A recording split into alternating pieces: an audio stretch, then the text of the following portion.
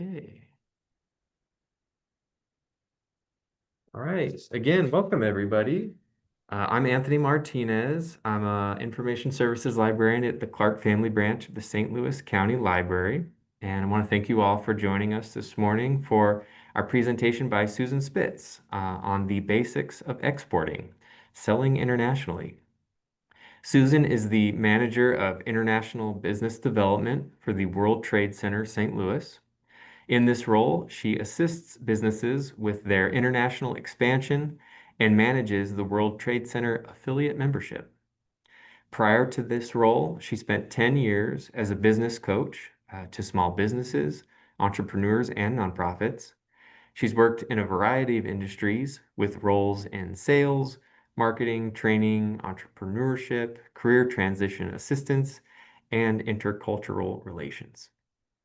Susan holds a BA in French and Business from the University of Massachusetts at Amherst and an MA in Intercultural Training and Consulting from Lesley University in Cambridge, Massachusetts. Today, she will be introducing us to exporting and some of the many resources that are in place to assist businesses with selling internationally. So before I hand it over to Susan, I'm going to put a poll up for everyone. And with that, as those results come in, I will hand it over to Susan. Thanks so much for talking to us today. Thank thank you. Yes, if everybody can see the poll, I'm really just trying to get a sense of who my audience is, how much experience you've got, if any, with exporting already. So, wondering if you've already had any export experience or what you know about exporting. I do have, the presentation is essentially geared to those with relatively little knowledge, but it's always good to know who I'm talking to. So. Yeah, looks like, yeah, so far, looks like pretty much 7, 8, okay, they're coming in here. I don't know if everybody can see the, the poll results or not. There is a little button on the bottom of the screen for me anyway. So, okay, you've got a couple of people who've had some export, has exported something. So that's great.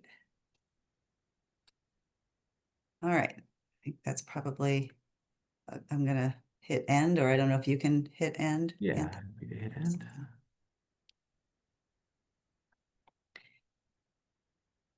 And then I will go ahead and put my slides up. Actually, I think I have to, just 1 second, folks. I gotta get it off of my screen, get the poll off my screen, and then I'm gonna share my presentation and we'll be off here.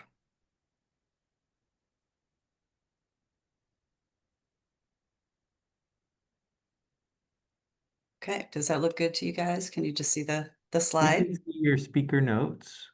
Oh, okay. Should be able So to switch that. which one does, yeah. Display settings, swap presenter view. How about now? Still, oh, yes, there it is. Okay. All right, well then I'm going to be looking off to the side a little bit because my notes are off to the left, but so I just wanted to start that, first of all, thank you very much for this opportunity. I think that what the library is doing with these conferences is great. And so many people don't know, I would say as I go about meeting with people, going to networking events or whatever, I would say about 50% of people know that there is a World Trade Center in St. Louis. Um, but a lot of them have no idea what we do. And I myself didn't know what, what we do until I started working here. So it's just great to have that opportunity because most of these services are free, that you will hear about shortly. So World Trade Center is part of the St. Louis Economic Development Partnership. So we are an economic development entity. A lot of times we get confused with the World Affairs Council, which is also here in St. Louis. They are more focused on international relations. We are more focused on business. There's also an entity called the World Trade Organization. We're not that. I don't think they have a St. Louis presence, but a lot of times people think we're Worldwide Technology, which is a computer company, but we are the World Trade Center, And we are actually part of economic development for the region. So let me see where I'm advancing my slides here. So we actually have been part of the St. Louis region for over 30 years. And you can just think of us as like the International Department of Economic Development. So our parent organization, the Economic Development Partnership, covers the county of St. Louis and also the city of St. Louis. But we actually cover the whole state of Missouri. The only part we don't cover is Kansas City, but that's because there is another World Trade Center in Kansas City with a similar model. So we report up to the mayor of St. Louis and the county executive. As mentioned in the intro, there is a membership, but because we are part of the government, you do not have to join the membership in order to receive services. So there are definitely additional benefits to becoming a member, and I'm happy to talk about them with anybody who's interested, but you do not have to become a member to receive services. Um, the just try, I'm a little swapped around here with the screen swapping. Okay, trying to advance my slides. So there are about 300 World Trade Centers around the world and in 90 countries, and there are actually about 80 World Trade Centers within the US. And you see our mission statement right there. We're here to enhance international trade, promote local economic development, and foster peace and stability through trade. And I say on a macro level, you can think of us like a chamber of commerce for international businesses. And we do some of the major projects we do include this nice graphic up here that hopefully everybody has heard the news that British Airways will begin flying direct flights from from St. Louis to London Heathrow and reverse from London to St. Louis beginning in April of 2026. World Trade Center had a lot to do with making that happen. We also had a lot to do with making the Lufthansa flights, direct flights that had been happening for the last several years from St. Louis to Frankfurt, Germany. We've also made pigs fly because there is actually a live animal penning area at the St. Louis Lambert Airport. Again, that was one of the projects that World Trade Center has worked on. So those are some of the macro things we do. But then on the micro level, we will meet individually with businesses to help them with resources to grow their international trade. So what we do is broken down into essentially three components. We focus on increasing international trade, which is really what we're going to be talking about mostly today. We do the supporting side of foreign investment in the region. There are other entities locally that work on attracting more foreign investment to our region, but we work with the investment that's already here and to make sure that they stay here and that they grow. As you probably know, there are a number of very large companies in the region that are actually foreign owned, like Anheuser-Busch is now owned by a Belgian company. Monsanto is now owned by Bayer, which is headquartered in Germany. There are a lot of Japanese-owned companies in the region. There are a lot of French-owned companies in the region. So we just want to make sure that those companies stay here and have what they need to grow.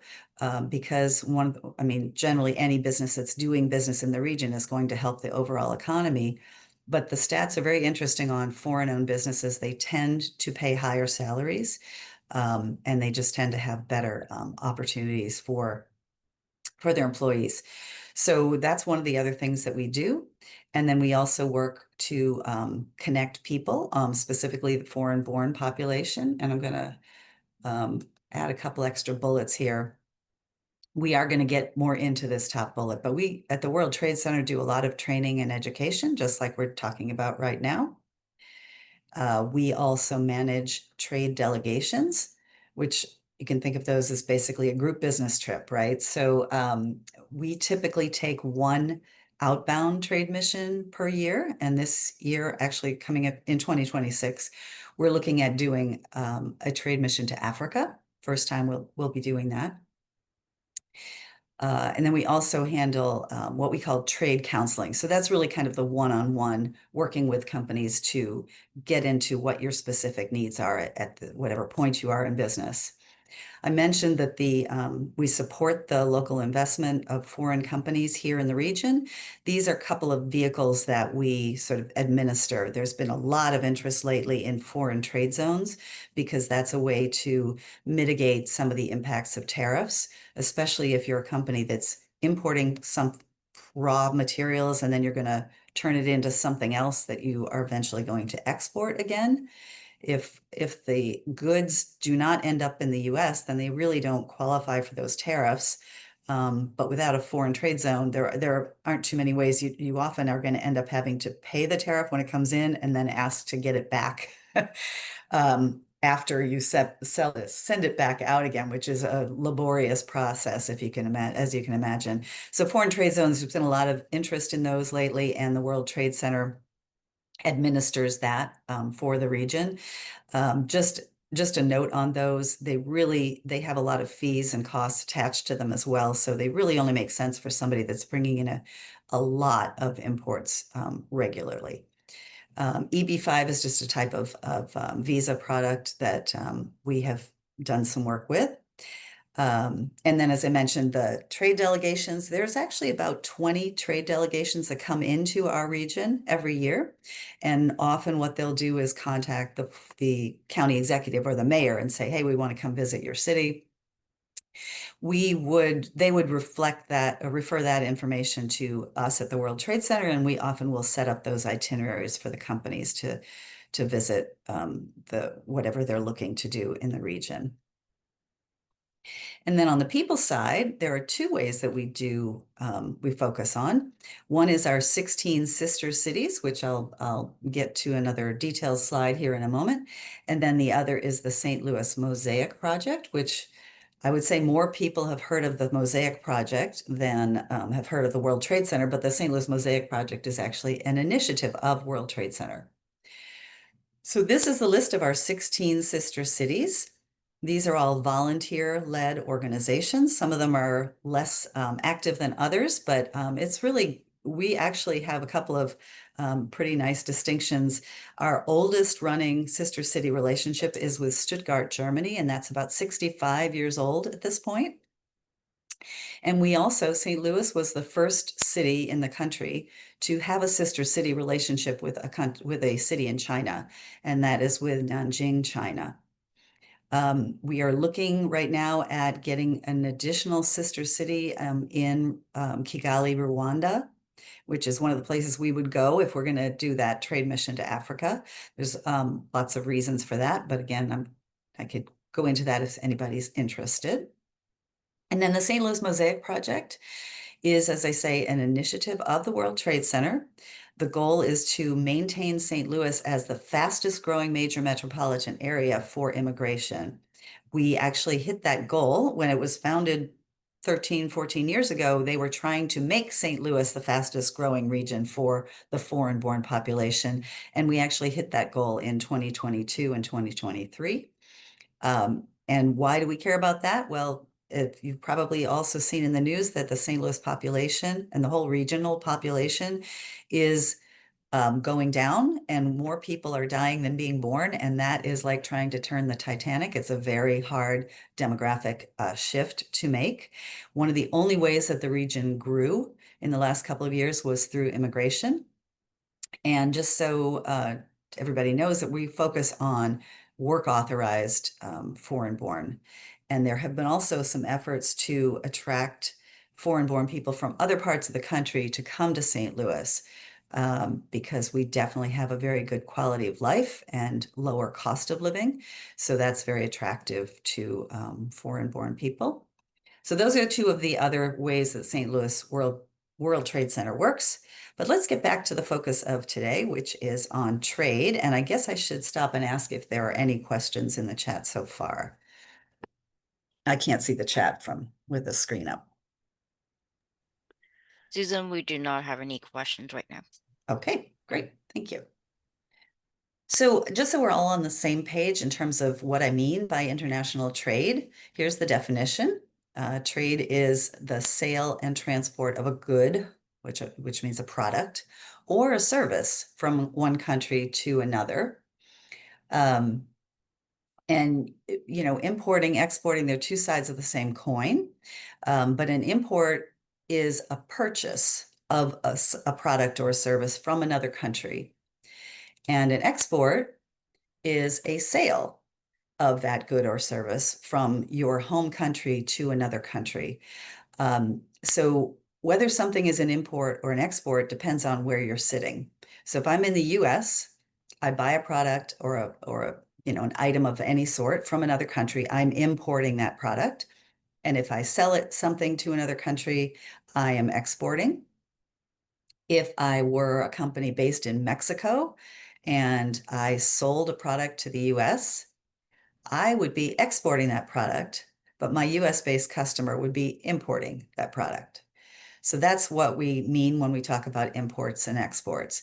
And before I worked at World Trade Center, I thought, anybody who works in international trade or anybody in supporting services of international trade is going to help equally on importing and exporting. But actually, most of the services that are provided are on the export side. And if you think about it, that's because that means money is coming into the region, right? You're making a sale, you're bringing money into the region, it's growing the economy. So that's where the focus is. And some of our partners are only allowed to work on the export side of things. World Trade Center, we can help with the import side of things as well. But some of those services may be, if we typically make referrals to subject matter experts on whatever different thing you might need. On the import side, some of those tend to be paid services, but we know of some tricks on that side too. I like to give this example. This is a company that was an Arch Grant winner, Rebundle. They make all natural African hair braids from banana fiber. They import banana fiber from Africa into the US and they create their hair braid products. They sell them within the US, but they also sell internationally to, for instance, the Caribbean. So when she's importing, she's bringing in her products from Africa, she's importing, and then she's turning around and exporting to the Caribbean. There is also something called a third party trade, where you might have designed the product, but it's manufactured in another country, and maybe it doesn't come to the US. Maybe it just goes right from where it's manufactured to your end user country, and that's called that's called third country trade. But I guess if you still had to boil it down, whether it's an import or an export, it would still be sort of on the export side of things. And then you saw that I mentioned services as well. That sometimes is surprising, right? If you provide a service to a company in another country or a person in another country, you are actually exporting your services. So these are some of the types of things that you could export. If you're an accountant and you get a customer in Canada, for instance, you have to know Canadian tax law, right? But you would be exporting your services. Engineering, consulting, these are all things that you can export. Entertainment from Hollywood is an interesting thought as far as a service export. And this next one always kind of makes my brain hurt a little bit. Education is an export. When you have international students who come here to the US to learn, you're actually exporting the education. So that's considered a service export. And just here are some other ones. I'm going to scroll through the rest of these pretty quickly. And even travel is considered an export, a service export. Okay, so one thing here. Okay, so why do we care? I'm just going to give a time check for myself. Okay, good. So why is exporting a good thing for our region? My favorite stat right here. 95% of the world's consumers live outside of the US. Doesn't matter what kind of trade wars are going on, that stat's going to stay pretty steady, right? So if you have a product that you could be selling internationally, you're probably leaving a lot on the table by not considering exporting. So I'm glad that you all are tuned in here today to learn more about how you might do that and why you might do that. Another reason is that it can diversify your business risk. It's definitely more complex by quite a long shot to export, but it's a good way to diversify your business risk. In the Great Recession of 2007, 8, 9, 10, 11 or so, I know of some companies that only survived because of their international parts of the business, that those exports are what carried the whole company through the Great Recession. And then here's another great stat. 84% of companies that export are considered small to mid-sized enterprises. So that's an SBA definition of 500 employees or less, which to me, 500 employees is a pretty big company. But the reality is, so this woman that's pictured here, she's based in Illinois. I think their company has maybe 15 employees. She sells her touchscreen purses on QVC and has gotten on QVC in Canada and QVC in Australia. And she's also sold to Europe. She's actually one of our great success stories because she was trying to do all this stuff herself. She had set up her own manufacturing in China by herself, did not realize all these resources were available, and now she's got a lot of support. She would always break records at QVC whenever she went on camera. So she's an example. So there's about 5,000 Missouri companies that export, and it contributes about $18 billion to our economy for the state.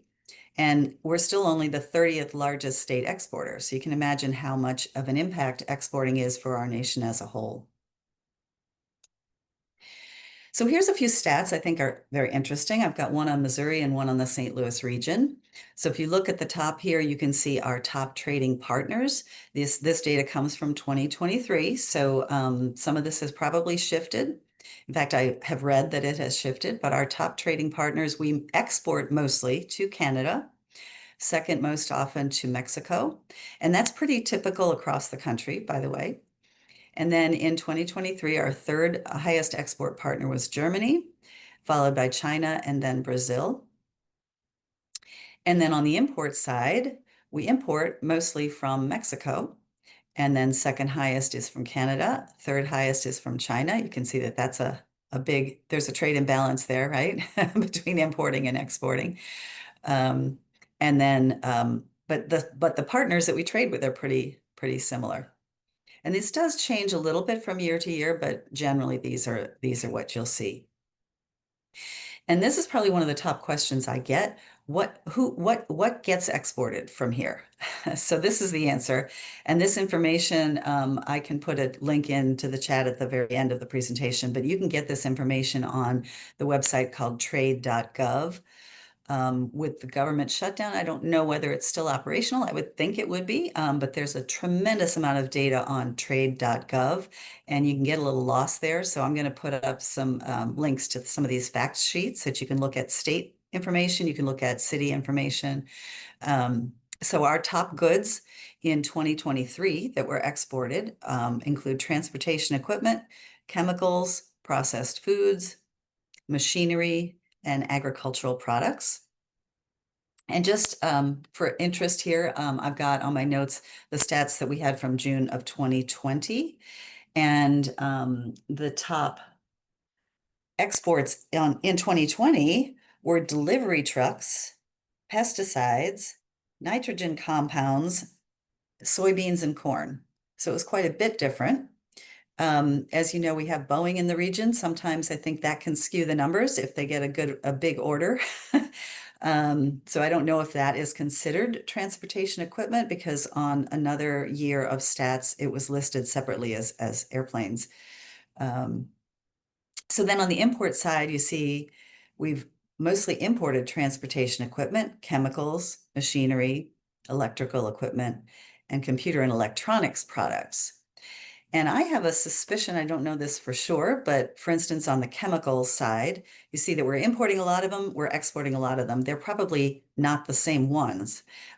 Probably a lot of companies in the region, for instance, we've got a lot of pharmaceutical companies. We have a lot of companies that process chemicals for fertilizers or salts that are used in industry. But the inputs to creating those chemical products are chemicals themselves, right? So most likely we're going to be having some of the chemicals that are being imported. They might come in for a final sale, but they might also be turned into something else that could then eventually be exported. And then on the St. Louis side, pretty similar in terms of our top trading partners, Canada, Mexico, China. Yeah, China, Netherlands, and Germany. I don't have the import side on this slide. And the top products that were exported are computers and electronics, chemicals again, minerals and ores, and machinery. And you'll see there that it says 0 for agricultural products. That's actually, the data says that the information is suppressed.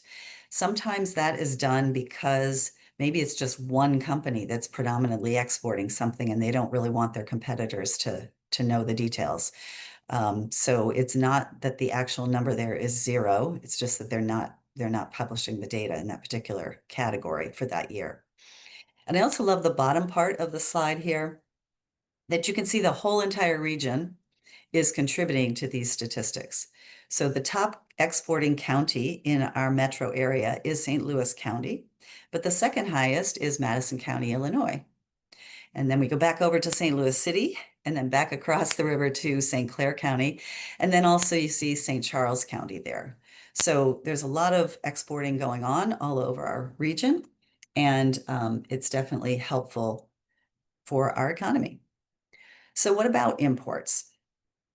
I mentioned that there are fewer resources available here, but, and I guess I covered some of this already, that exports bring money into our economy, imports send money out to our other economies, but often those two things are happening together. Companies will often import parts to create the products that they are then exporting. So it is an important part of our economy.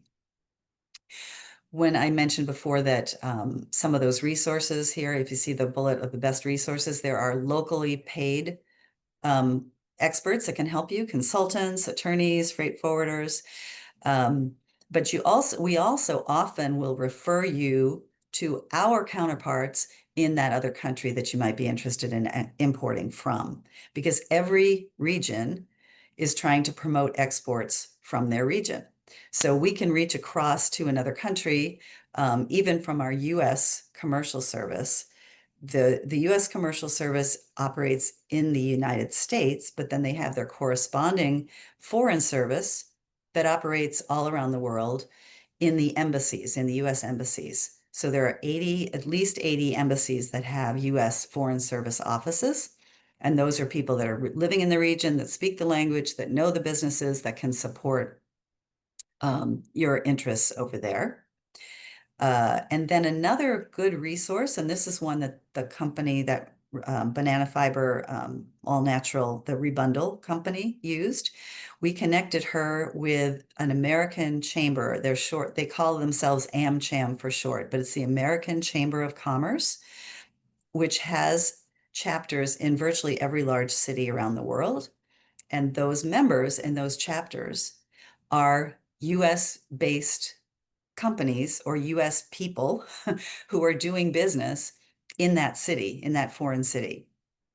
So that is often a great way to connect if you want to know, if you want to try to find a source in a local city or region for a product you want to import, or if you want to find, a distributor or somebody knows the area, those are really a great way to go.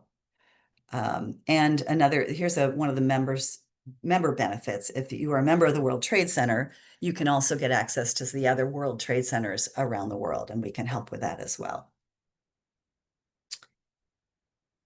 So I like to sort of do a little checklist here on, can you be an exporter? Because sometimes there's confusion about that. The first question you need to ask is, am I the top decision maker for my business? If you're in a large business, there's probably somebody else that's going to be making that decision. You can certainly suggest it and bring them the reasons to do it, but the decision's really got to be made at the top.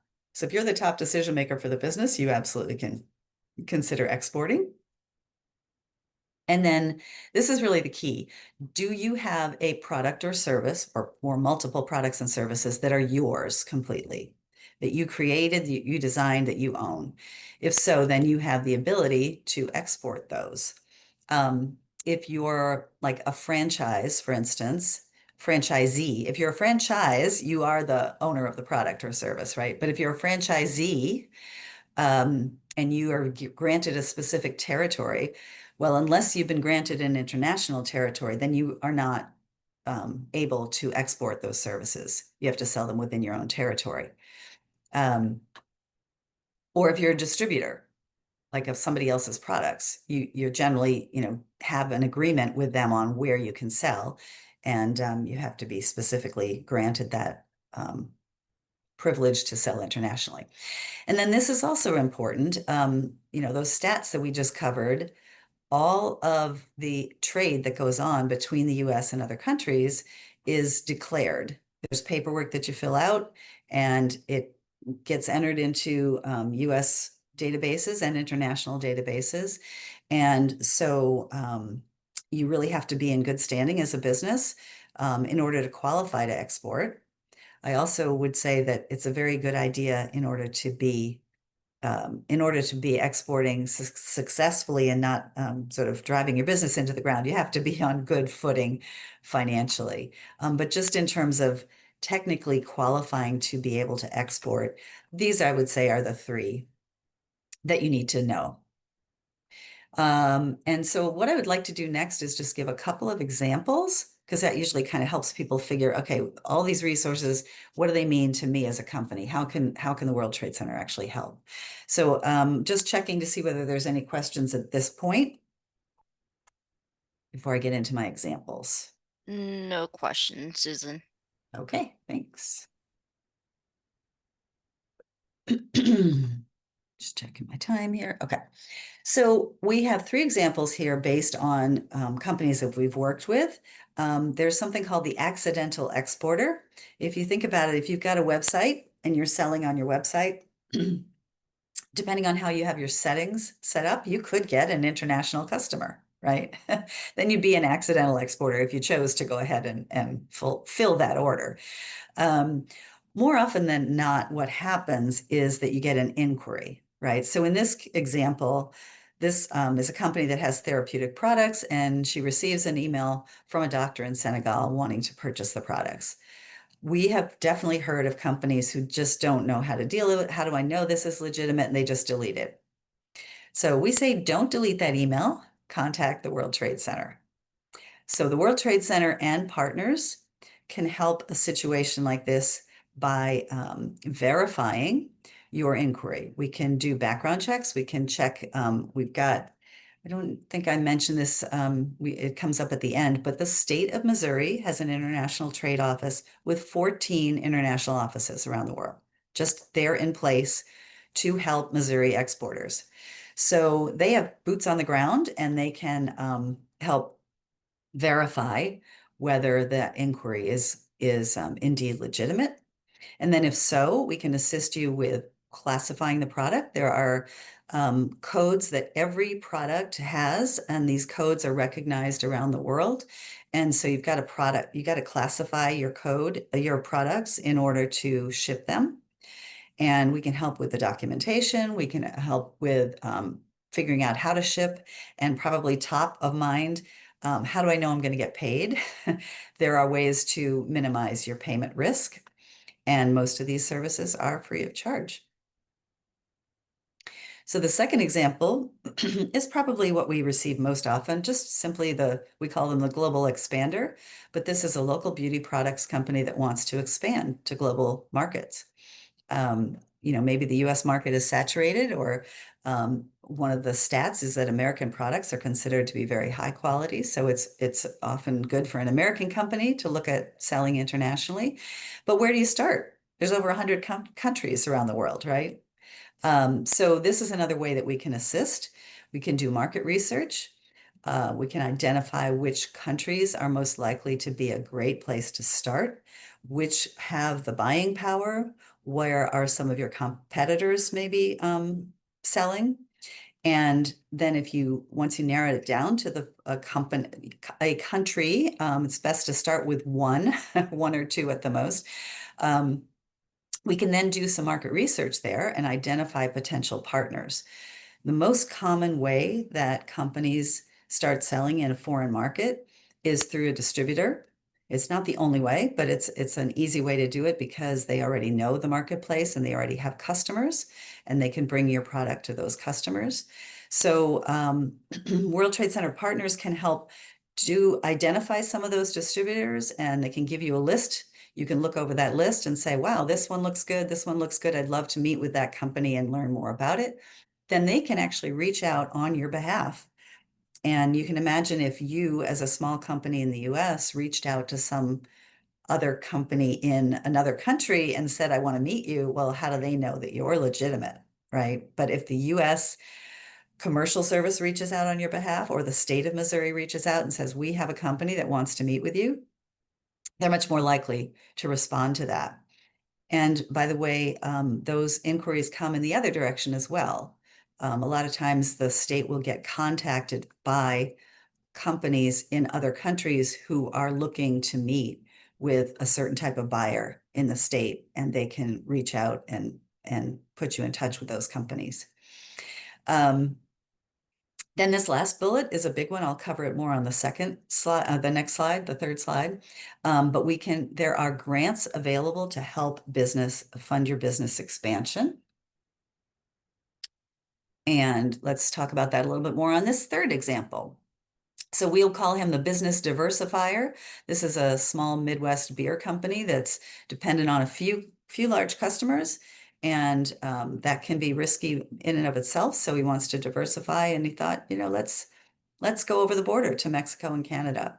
We definitely have brewers and distillers in the region that are exporting most often to Canada and Mexico. So in this case, World Trade Center and our partners can help with some export education and counseling, which we will talk a little bit more about coming up. Access those grants that I mentioned for export activities, and deliver technical assistance, which, as I mentioned a while ago, is really that one-on-one. Let's sit down and look at, what you've got, what you need, where are you at in terms of your export planning and process. So these grants, there are funds from the Small Business Association, the federal agency called the SBA. Those are delivered through the states, and they are reimbursable funds for expanding your market internationally. So if you want to go to a trade show, for instance, in another country, you've got to apply first, and then you let the state know, this is a trade show I'm planning to attend. They say, yes, that one qualifies. They earmark some funds for you. You go take that trip, you come back and you submit your receipts, and they will reimburse typically up to 50%, sometimes 70%. And this includes not only the trade show, but your airfare and your lodging and other fees. So it's a phenomenal resource that so many companies don't know anything about. And I didn't know when I was a business coach, I didn't know that these services were available. Every state offers them, but Missouri is pretty blessed. We have a pretty good fund because we've made good use of it. And then the state of Missouri not only administers those grants, but they actually have another pot of money that is a state fund. So you can apply as a company to make use of either of those funds. You can come back year after year. But just if you're getting reimbursed, you're getting reimbursed 50%. So you could theoretically get reimbursed up to $15,000 a year. That means you're spending $30,000 a year. But it's great, right? It's a grant. It's not a loan. So this is great information. You definitely have to meet some criteria because they have their own metrics, right? The purpose of this fund is to expand exporting. They want you to be successful. They want you to be sustainable. So you're going to have to be a profitable company. You're going to have to, jump through a couple of hoops. But these funds are are available. And this might be a good time to mention as well that the 14 offices that I mentioned from the state of Missouri, all of those foreign office directors are going to be in our St. Louis region on Monday, October 20th. We're going to be hosting them here at the World Trade Center. And that information is up on our website, on our event calendar right now. So if you're interested in meeting any of those directors, they're going to be giving an overview of the different opportunities that are available. And that's maybe once a year, once every couple of years that you get to meet these directors. So consider that. So those examples hopefully have given you sort of an example of how we can help and what services can be offered.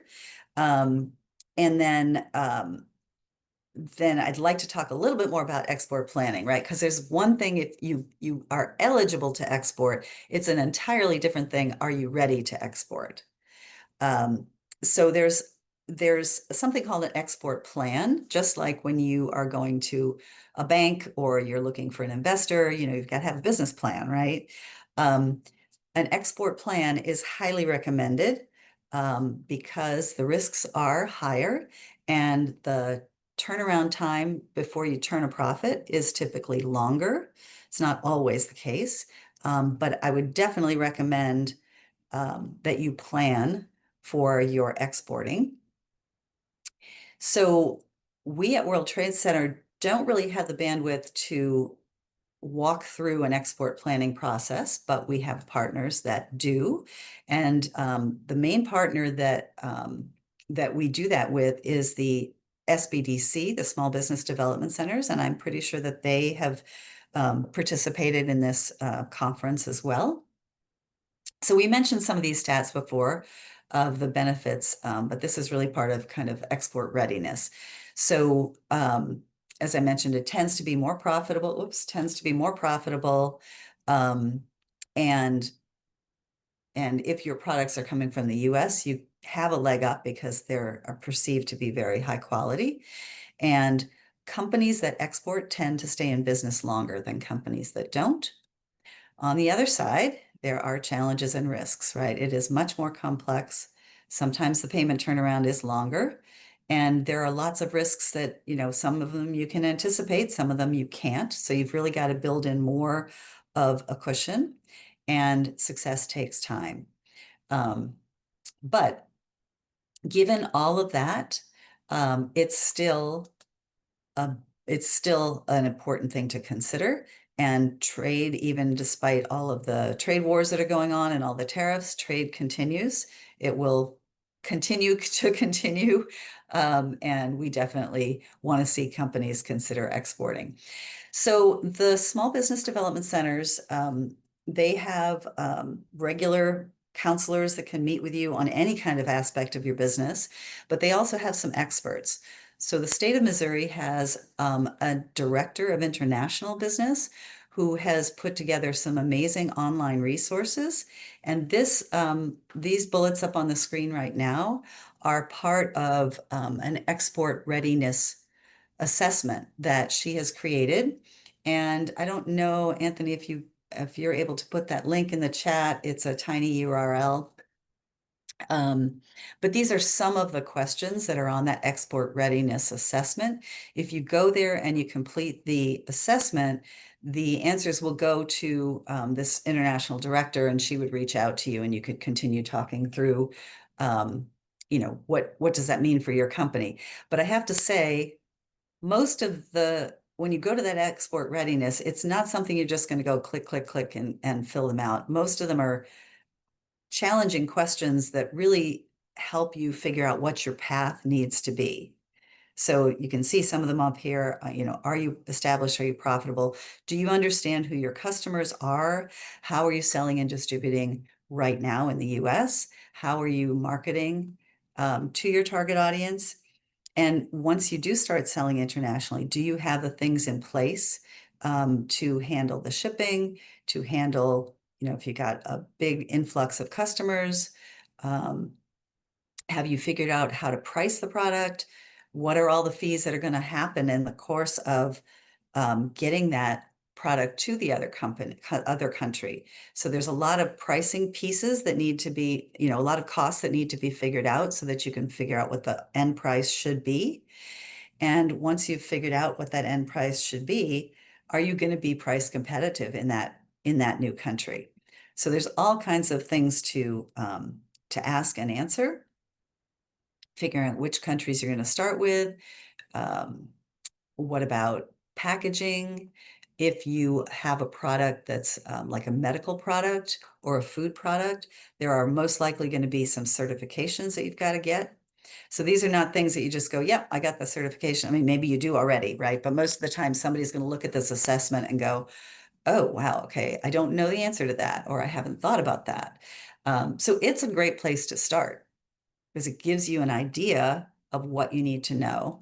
And if you don't know how to figure those questions out, then I would say you can work with us, you can work with the small business development centers and put that export plan together. And in fact, that is one of the qualifications for getting those grant funds that I mentioned before. You've got to have an export plan of some sort. Or there is a couple of programs that you can walk through that help you kind of get more export ready in order to qualify for those. Um, so that is the section on export readiness. As I mentioned, the SBDC is really competent at helping you put that plan together. And we will probably be making a presentation with them in November. So keep an eye out for that. And I will have a place, I will tell you at the end of the webinar where you can get on to our email list so that you get invitations to some of these events that are coming up. Any questions at this point? No questions, Susan. Okay. So the last section that I want to spend a little time on, and then I am going to go into a list of resources, but mostly for the sake of the recording. So all those resources will be listed on the recording, but e-commerce. Let's talk a little bit about e-commerce. That's a great way to sell internationally. And I want to just talk about what I mean by global e-commerce. So the technical definition here is the selling of products or services across country borders via online sales and marketing. So it could be sales or could just be marketing on your e-commerce side. So if you start on the left side here and work your way through, it's kind of deeper levels of e-commerce. You could just have an online brand presence. You maybe just want to have your website set up in a way that it could speak directly to a customer that's coming from another country. We're going to actually talk today here about companies that are actively trying to receive sales through their online presence. So you could have a brand presence on LinkedIn or Facebook, and you can sell through there or Instagram. You can sell through your own company website. You can have translation plugins on your website, or you can actually have more than one website that mirrors one another so that you can have sort of a foreign facing one and a domestic one. In that case, you may want to consider where, back to the export planning, where your customer is most likely coming from. So what languages do you want to look at putting? I think this might come up in for future slides, but I just want to mention this while I'm thinking of it. Almost all of the, I shouldn't say almost all, many of your online buyers from other countries are going to speak English and be able to read English. But if you change the website to speak directly to them in their language, they're much more likely to really connect with it and really consider that you are talking to them, and they're much more likely to consider buying from you. So some of the ways that you can do it is you can add an online shopping cart module. You can put it in multiple languages and currencies. And probably one of the most popular ways to do it is to just get onto an existing e-commerce marketplace, right? Like Alibaba or Amazon. There are other considerations which we'll go into a little bit too, which is what we call website globalization and website localization. So these are all things to consider when you're looking at e-commerce as an option. I believe this is, we got just a couple of stats slides here. Why do you want to consider global e-commerce? Well, this is a great graphic showing historically and what's projected in terms of the percentage of growth. The black line is e-commerce, the red line is retail sales overall. So you can see where COVID happened in 2020 that that retail sales actually fell and e-commerce spiked. But even as that black line is going down, that's just saying that it's growing at a slower pace, right? It was growing at a rate of 26.7% during COVID. Then it's only 16.8%. Then it was 7%. But still, as we go forward and predicting ahead into 2025 and 2026, we're still looking at global e-commerce growth at 8% compared to 3% of brick and mortar or regular retail overall. So it's a growing area for sure. And then this is just a showing of where all those top e-commerce global marketplaces are. So these stats were before all the trade wars started. I mean, I think this stat comes from maybe 2021 or 20. Um, so this may have shifted, but websites like platforms like Alibaba are still huge. So these probably haven't shifted as much as you might think. In the US, I think that's probably Amazon and others.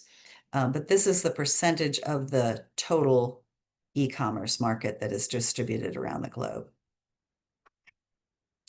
So why consider global e-commerce? It is a faster and easier method of expanding into foreign markets.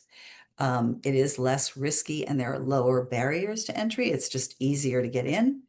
And then it's often a much quicker way to actually make a sale and get paid, especially because there are a lot of established partners who already kind of know how to jump through all those hoops, the compliance requirements, the tariffs, and the declarations and the HS codes and all that kind of thing. In some ways, you can minimize your risk because you can take care of the part that you know and pay somebody else to take care of the part that you don't know. But you will trade some profit for that. And the other thing to know is that you are still ultimately going to be liable for making sure that everything you've done is within compliance to the laws and the requirements. So these are more reasons, right? Having an online having an online presence can expose you to those international customers, like the accidental exporter. So you may or may not intend to do that. But I think these days, if you're working with like a shopping cart plugin or Shopify, that kind of thing, they'll know, they'll ask you when you're first setting it up, whether you want that international aspect to be there.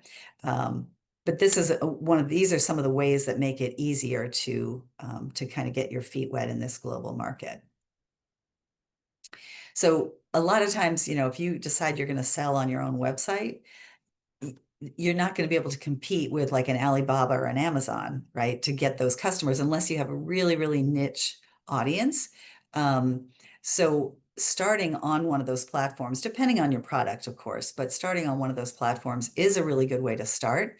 But then depending on, again, if you have a niche and depending on the type of product that you're selling or the service that you're selling, you may be able to draw your audience to your own website as well, and then you're going to get a higher percentage of the profit there.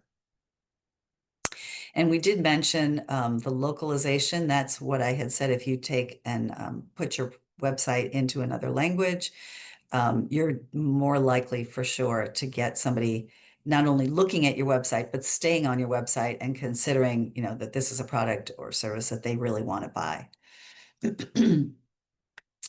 And if that's the case, these are a lot of things that you need to consider.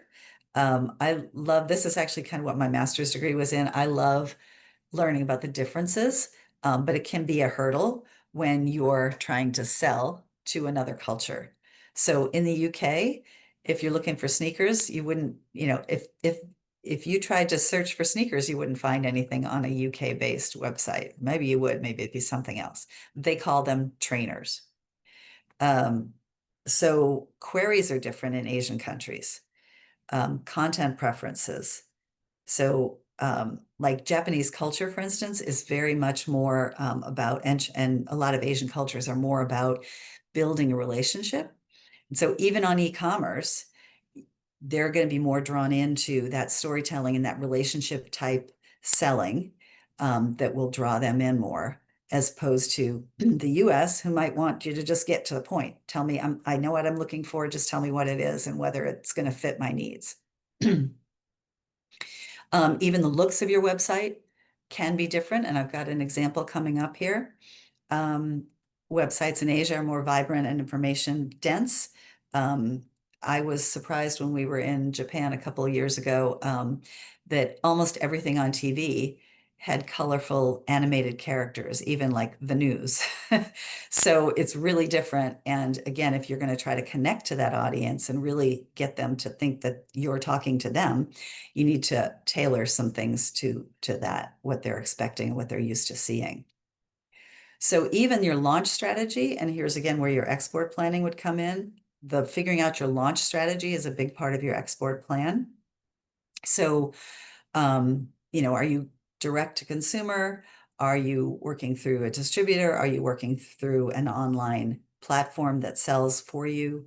So those are some of the considerations. And here are some more. What about language diversity? We already mentioned the trainers versus sneakers.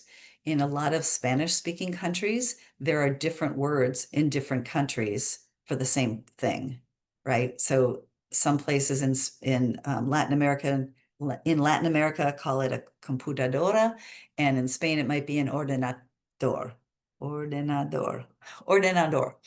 Um, so I mean, even beans, the word for beans is different in almost every Latin American country. So, these are things, if you were going to try to make your own website, those are the kinds of things that you keep in mind. So you can see that it probably makes sense to work with somebody that's got that firsthand knowledge. So it'd be worth the investment probably to do that. But you can also see why I'm saying that maybe the easiest thing is to start with some of those platforms that are already used to doing it. But you're going to probably get more if once you really define your customers, the more you can talk like they do and put out what they're used to looking at, the more attention you're going to get. I like this one, the regional seasonal factors. You may have a product that's most sought after in the winter. Well, you can consider the other half of the world whose winter is while we are in summer, right? So that would be a good way to diversify your cash flow and your product flow. And here is the example that is helpful. These are two actual web pages, or they were when this was created. Look at the differences here between football boots and soccer cleats. So it makes a difference in terms of how you phrase things. Again, even if they're speaking English, they may choose to search by boots. And if you searched boots on Amazon, you're probably going to get something different. So these are some additional considerations.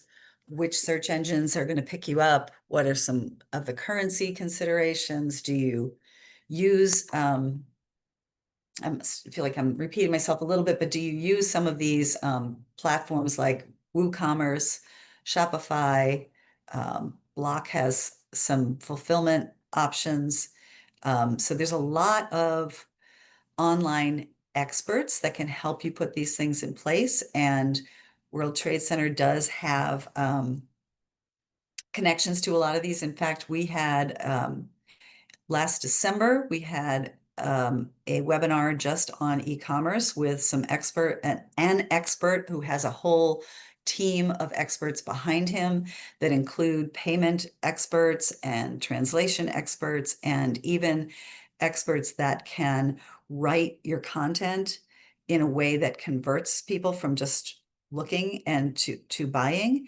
I know an excellent content expert who really focuses on the domestic market, but working with her and working with translators, you can help, that content really, as I say, convert into customers. So there's all kinds of things to consider and all kinds of experts that know how to fix those particular aspects. So again, I would say reach out to us. We can connect you with some of those experts. I wanted to spend just a minute talking about translation because We did also have a webinar on translation last July. Um, Google Translate and all these translation products are getting better and better and better with AI. But there are still some traps. So it's important to know how much you like, I guess depends really on the product. If it's a high cost product or if it's a longer sales cycle product, then you probably want to spend, it's probably worth the money to spend on a translation from a real person who's an expert in that language and that's an expert in like the terminology. On the other end of the spectrum, if you've got a food product that's, shelf stable or whatever, maybe it's not so important. Maybe you can go with just a Google translation. If you want to check how the Google translation is working, there's a trick that I have learned, which is called back translation. So you can translate something into the other language, then take the thing that's in the other language, translate it back to English, and see what you get. That way you might uncover some errors, and then if it's really coming out wrong, then you could maybe find another way to write the content so that it translates a little bit better. But we do recommend human translation experts, but they cost more money. So that's going to be one end or the other of a spectrum of your choices. And I already mentioned these SEO consultants and content creator marketing companies. There's just a lot of services.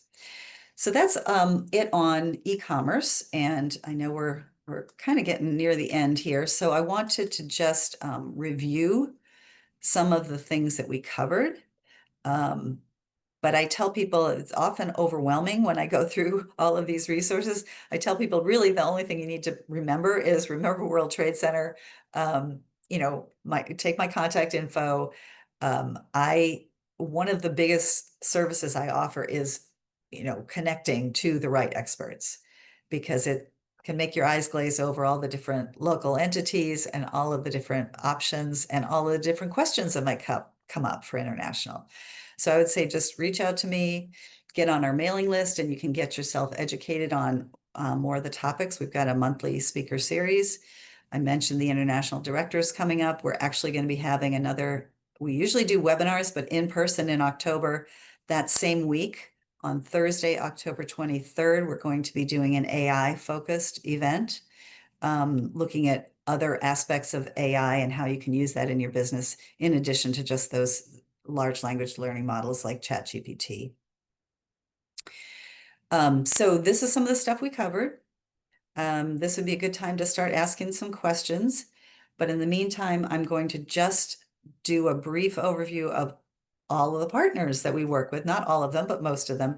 And as I said, just really so that it's on the recording so that people can take a look. But I mentioned the 14 offices from the state of Missouri. The Step Up and GMAP are those grant programs that I mentioned. Step Up is the SBA funds, the federal funds, and GMAP is the Missouri fund. You don't really need to know the differences there. The state office here in Missouri has a grant specialist that can work directly with you on some of those, helping to complete that application, etc.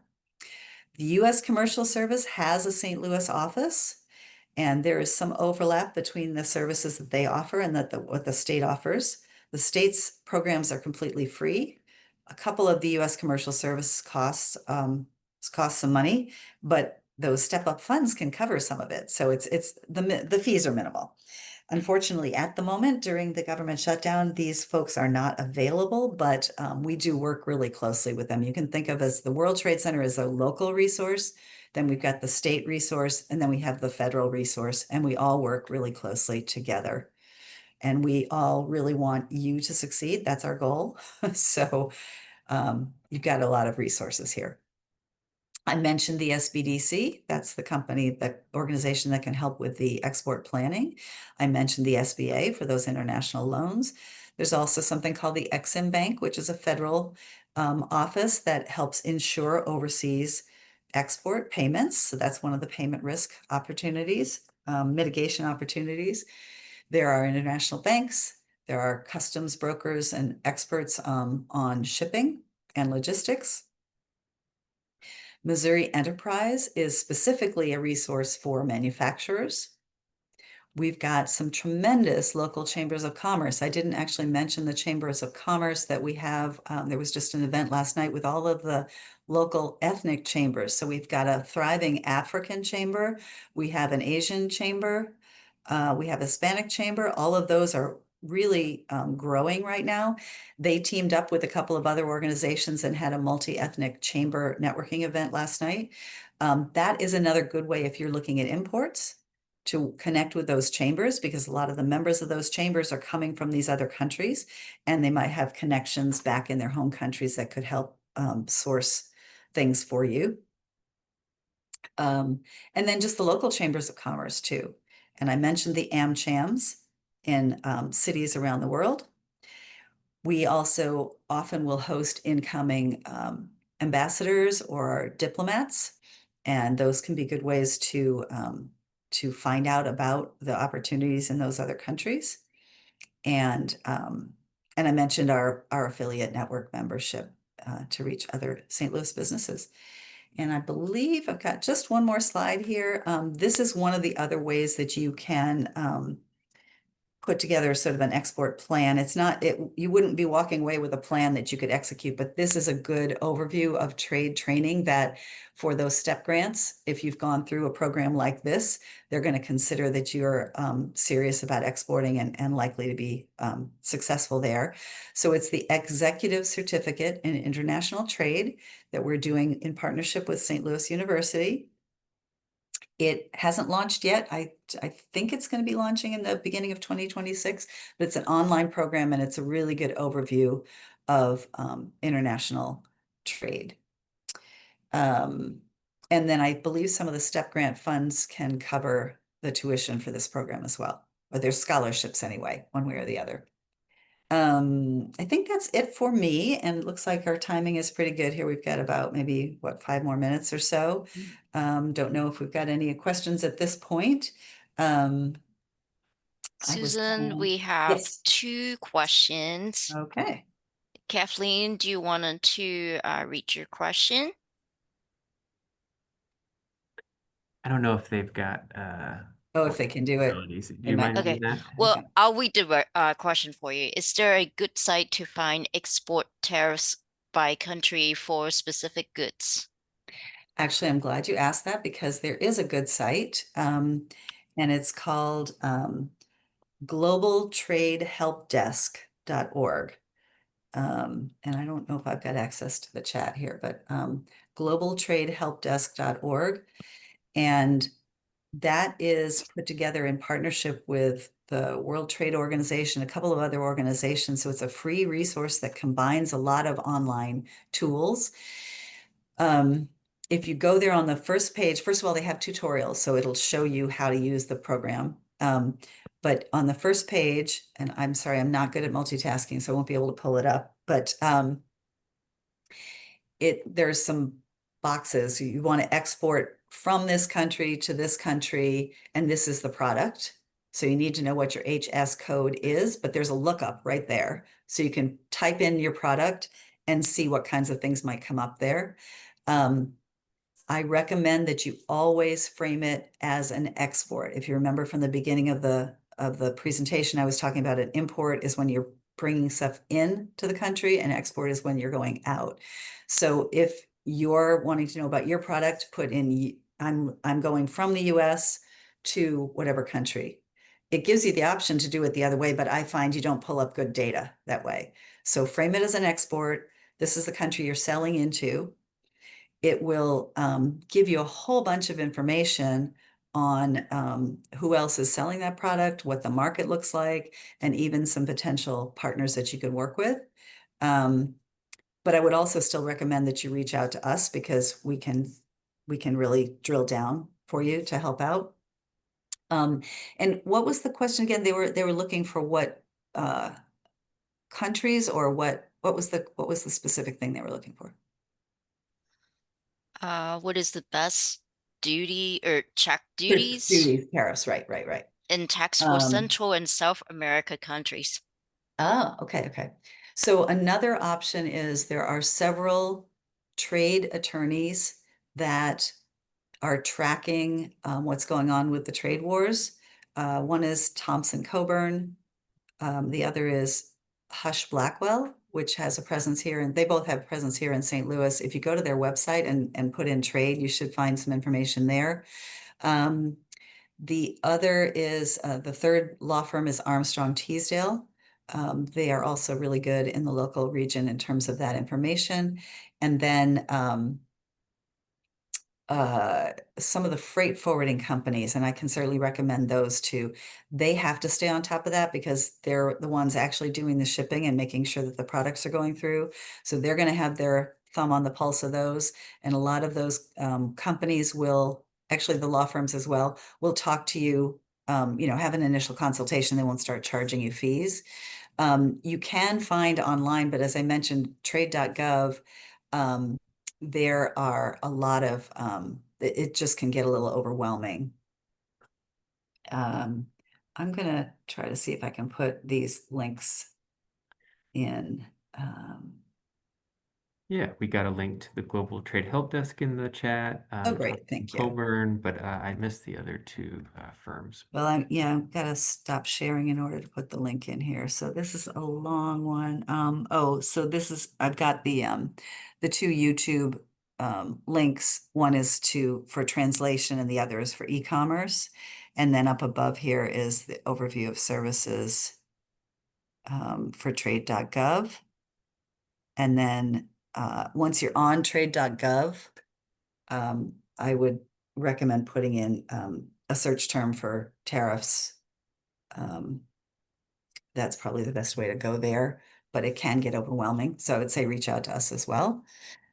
Um, so Global Trade Help Desk I don't know if they're going to stay up to date on all of the tariffs. So I'm glad I asked for clarification, but it's still a good resource. And then you've got another question there, Lily? I think those were the two. Oh, okay. You had mentioned earlier, I think a link to a World Trade Center newsletter that folks could sign up for. Oh, yeah. So if you go to, I've stopped sharing, but if you go to the World Trade Center, it's just worldtradecenter-stl.com. That's our website. And scroll down on the right, you'll see a place to enter your information to get on our newsletter list. And then you will receive invitations to our events, most of which are free. So Excellent. Well, we're right at time. Susan, thank you so much for yeah, that thank you. really, really interesting presentation. I also want to thank our volunteer at the conference this week, Adeline, for all her help behind the scenes, Thank you. especially monitoring the chat. For everyone still here, I'm going to drop our session feedback form into the chat. Again, we really, really value your feedback. And just a reminder that everyone today who attended this session was entered into the drawing for a $200 gift card, courtesy of our friends at Simply Analytics. So thank you all so much for attending. I'm going to stop recording and we're going to end the session. But if you have any further questions, I'm sure Susan's email address was up previously, and I'm sure she'd love to hear from you. Happy to hear from you. Thank you. Thanks again for the opportunity. Absolutely. Thank you all. Bye-bye.